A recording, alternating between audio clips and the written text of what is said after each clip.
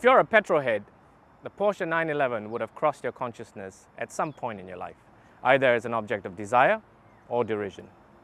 The 911 has been in production for well over half a century and has such a fanatical following that every new model is scrutinized to the most exacting standards.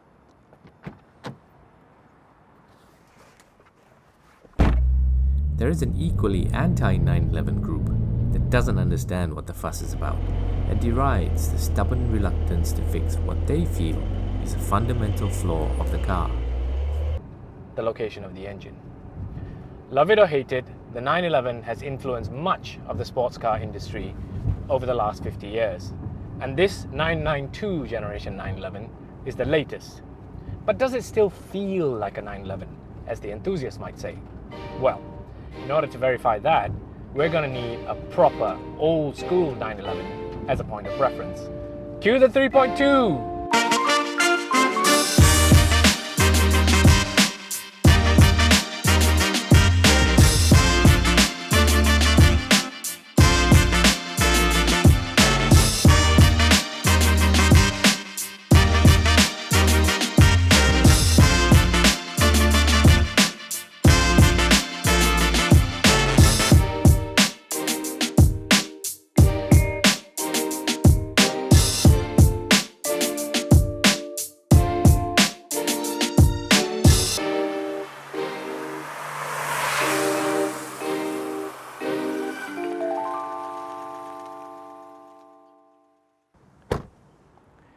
The Carrera 3.2 is an important 911.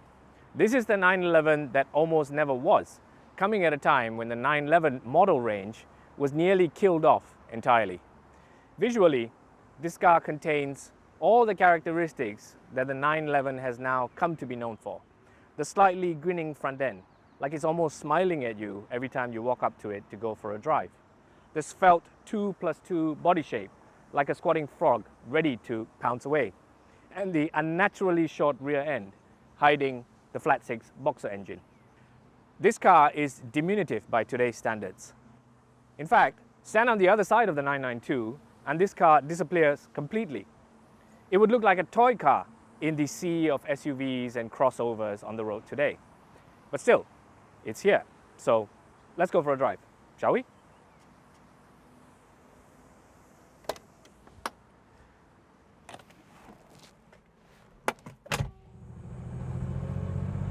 A lot of car guy phrases come to mind as I drive this little 911.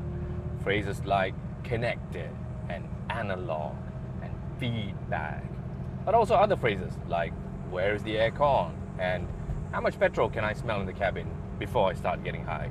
You know, old car charm.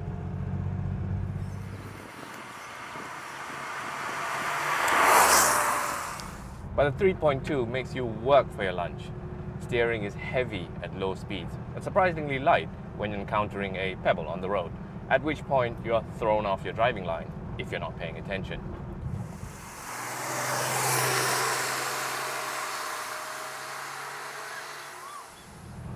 But yes, you do get a sense of exactly what's happening underneath those front tires. And I can't remember the steering feeling dead or inert at any point during the drive. It's always moving about. I believe writhing in your hands is another often used phrase by the Pro 911 camp.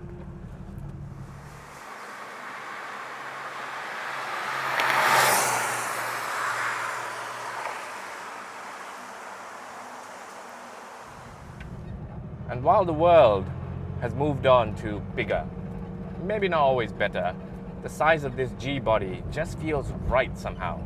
I can see all four corners, and it's so much more confidence inspiring when carving up a road.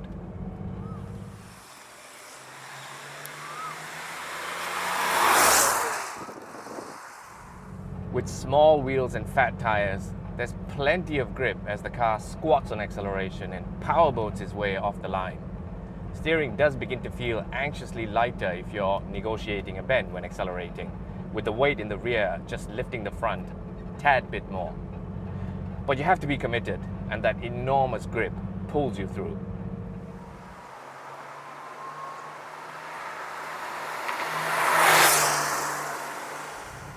Everything about this car is so mechanical that I love it. From the clack of the door handle as you open the door, to the clunk as you close it, to the spark of the starter motor as you twist the ignition. And of course, that engine behind you.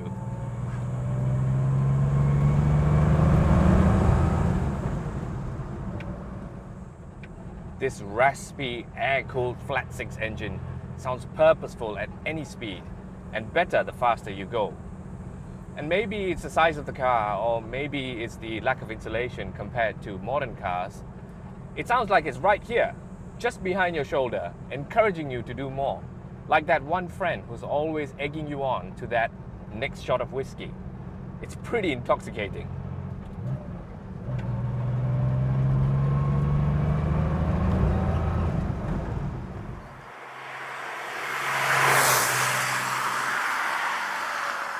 I hate to cop out and borrow another overused phrase from the 911 love camp, but it's true.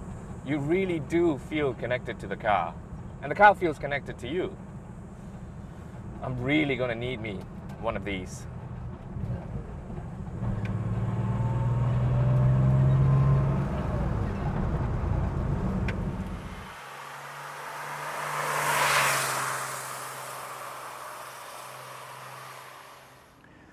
So how has the 911 changed in the 30-odd years that has passed between these two cars? Well, the general shape has largely remained the same, but the 3.2 is not nearly as muscular looking as the 992. In fact, it looks pretty anemic next to the 992, which is all bigger, wider, fatter. Svelte hips replaced with wide rear fenders which dominate your side view mirrors. Petite wheels replaced by massive 20-inch metal to keep in proportion with the size of the car. So the 911 has kept pace with modern sports car design, while still trying to remain true to the original shape. And I will say that Porsche has kept the 992 C2S relatively understated and classy compared to the other more hardcore models in the range, like the GT3, or compared to sports cars from other manufacturers like Lamborghini and Ferrari, for example. In that sense, the 992, in today's context, shares the original elegance of the 3.2. But what about the drive?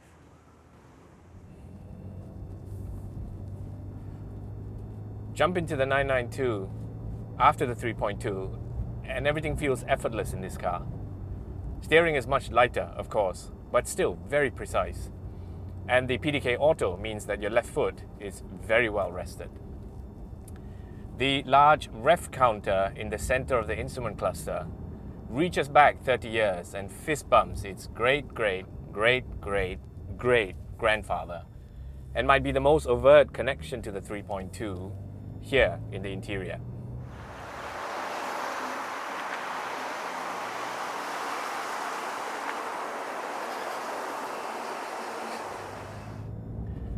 But with technology having moved so far forward in these 30 years, can you really say that these two cars share any common traits at all?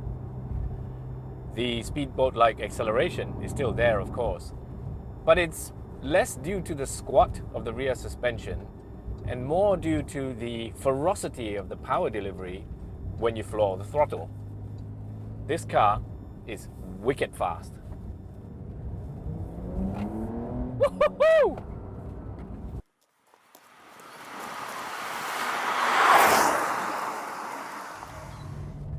And that flat-six boxer engine behind you, well, that still sings in the 992, although you have to work it much harder to be able to hear it in this properly well-insulated cabin.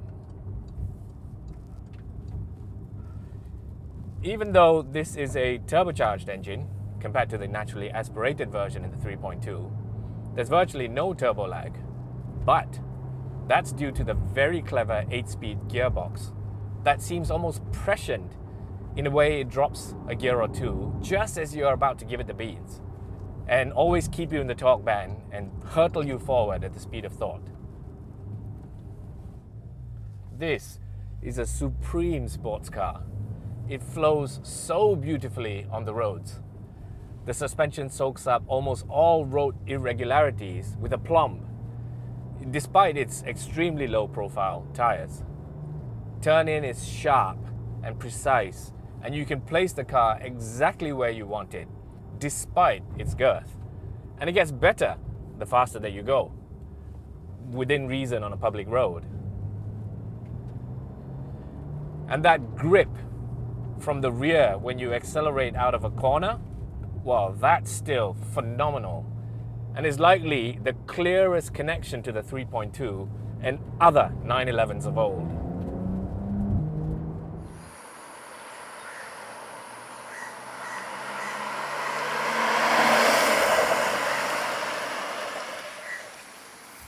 You will have absolutely no complaints living with this car day to day, and you will enjoy every single minute of the drive in this car. But if you want to truly feel the other 911 aspects of the car, well then, I'm afraid you're going to have to push it beyond legal speed limits. Don't ask me how I know.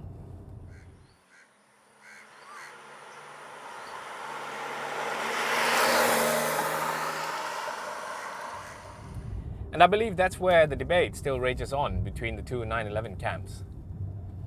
Do you enjoy the car for what it is, a supremely capable sports car? Or do you weigh it against the history of the 911 and moan because it's become less of one? I think it's unfair to the 992 to do the latter.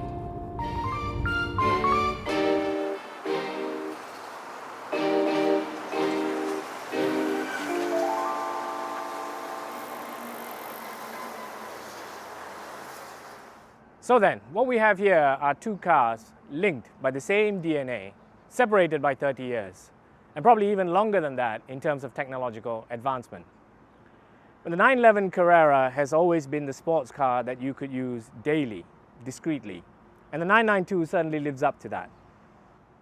Maybe not in racing yellow, but definitely in a more neutral color. It could pass off as a Volkswagen Beetle. And the 911 has also been one of the more accessible sports cars, providing driving pleasure that's far greater than its price tag. And again, the 992 delivers on that premise, especially since what the other cars in this category cost in Singapore. So, in my opinion then, the 992 is every bit a 911 as a 3.2. But here's the hardest question to answer. Which one would I take home today? Well, it's got to be the...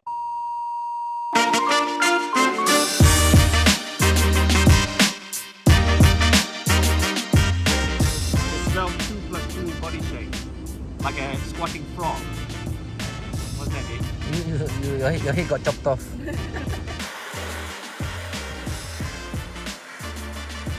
Nice. That every new model is scrutinized to the most exacting standards.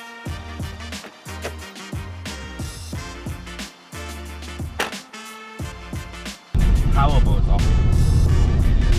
There's plenty of grip as the car steering does feel